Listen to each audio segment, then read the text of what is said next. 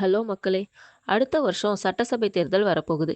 அதனால அரசியல் களம் ரொம்ப பரபரப்பா இயங்கிட்டு இருக்கு. ஆளும் கட்சியா இருக்க திமுக, நாங்க தான் ஜெயிப்போம்னு சொல்லிட்டு இருக்காங்க.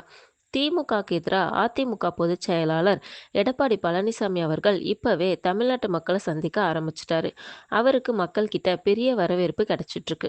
இவங்க மட்டும்தான் தமிழ்நாட்டில் இருக்காங்கன்னு பார்த்தா, தேமுதிக பொதுச் செயலாளர் பிரேமலதா அவர்கள் ஸ்டாலினை சந்திச்சு கூட்டணி வைக்க போறதா சொல்லியிருக்காங்க. அடுத்ததா சீமானோட நாம் தமிழர் கட்சியும் விஜயோட தமிழக வெற்றி கழகமும் யார் கூடயும் கூட்டணி வைக்க மாட்டோம்னு சொல்லிட்டு இருக்காங்க. இப்படிப்பட்ட நிலைமையில நேற்று பாஜக நிர்வாகிகள் கூட்டத்தில் கலந்துக்கிறதுக்காக சிறப்பு விருந்தினரா கட்சியோட தேசிய அமைப்பு பொதுச் செயலாளர் PL சந்தோஷ் வந்திருந்தாரு. இந்த நிலையில PL சந்தோஷ மரியாதை நிமித்தமா பன்னீர்செல்வத்தை சந்திக்க அழைப்பு விடுச்சிருந்தாரு. ஆனா அந்த சந்திப்பை பன்னீர்செல்வம் புறக்கணிச்சிட்டாரு.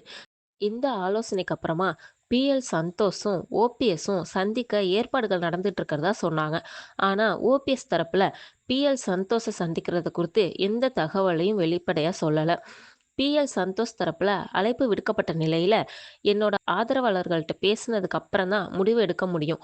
அதனால இப்போதைக்கு சந்திக்க முடியாதுன்னு சொல்லி அந்த சந்திப்பை பன்னீர்செல்வம் தவிர்த்துட்டாருன்னு அரசியல் வட்டாரங்கள் தெரிவிச்சிட்டு இருக்காங்க. பாஜகவோட சமாதானமா செல்ல பன்னீர்செல்வம் விருப்பப்படலைன்னு இதுல இருந்து தெரியுது. கொஞ்ச நாளைக்கு முன்னாடி தேசிய ஜனநாயக கூட்டணியில இருந்து முன்னாள் முதல்வர் பன்னீர்செல்வம் வெளியேறதா சொல்லியிருந்தாரு. பிரதமர் நரேந்திர மோடி சமீபத்துல தமிழ்நாட்டுக்கு வந்தப்ப அவரை சந்திக்க பன்னீர்செல்வம் அனுமதி கேட்டிருந்தாரு. ஆனா பிரதமரை சந்திக்க அவருக்கு அனுமதி கிடைக்கல.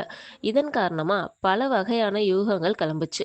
இப்படிப்பட்ட நிலைமையில தான் பாஜகவோட தேசிய ஜனநாயக கூட்டணியில இருந்து வெளியேறதா பன்னீர்செல்வம் அறிக்கை வெளியிட்டிருந்தாரு.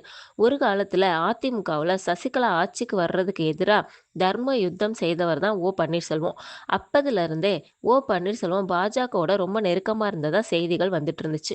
பாஜக தலைவர்களை அப்பப்போ பன்னீர்செல்வம் சந்திச்சுட்டு இருந்தாரு. அதுக்கப்புறமா அதிமுக உடைஞ்சு மீண்டும் பன்னீர்செல்வமும் எடப்பாடி பழனிசாமியும் ஒண்ணா சேர்ந்தாங்க. அதுக்கு பாஜக முக்கிய காரணமா இருந்துச்சு. பன்னீர்செல்வம் அப்ப பாஜகவோட ரொம்ப நெருக்கமா இருந்தாரு. அதுக்கப்புறம் அவரோட பையன் ரவீந்திரநாத் நாடாளுமன்றத்துல பாஜகவையும் மோடியையும் அப்பப்ப பெரிய அளவுல புகழ்ந்து பேசிக்கிட்டு இருந்தாரு. நாடாளுமன்றத்துல பாஜகவோட மசோதாக்களை தொடர்ந்து ஆதரவு அளிச்சிட்டு இருந்தாரு. அதோட மட்டும் இல்லாம மோடி தமிழ்நாட்டுக்கு வர்றப்பெல்லாம் பன்னீர்செல்வம் வெயிட் பண்ணி அவரை வரவேற்றாரு.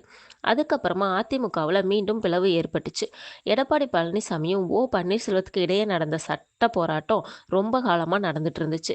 2 பேருக்கும் நடுவுல சட்ட போராட்டம் தொடர்ந்த நிலைமையில டெல்லி தனக்கு ஆதரவு தரும்னு பன்னீர்செல்வம் நம்பிட்டு இருந்தாரு. ஆனா பாஜக அவருக்கு ஆதரவு தரல.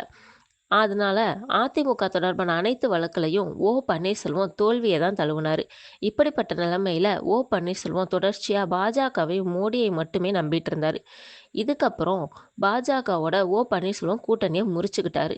எடப்பாடியை சந்திச்ச மோடி எடப்பாடிக்கு முக்கியத்துவம் கொடுத்து பன்னீர்செல்வத்தை புறக்கணிச்சிருக்காரு. அதோட எடப்பாடி தான் கூட்டணி தலைவர்னு முதல்வர் வேட்பாளர்னு அமித்ஷா அறிவிச்சதையும் பன்னீர்செல்வம் விரும்பல. இதனால தான் பன்னீர்செல்வம் பாஜக கூட கூட்டணி வைக்க விரும்பல. நன்றி.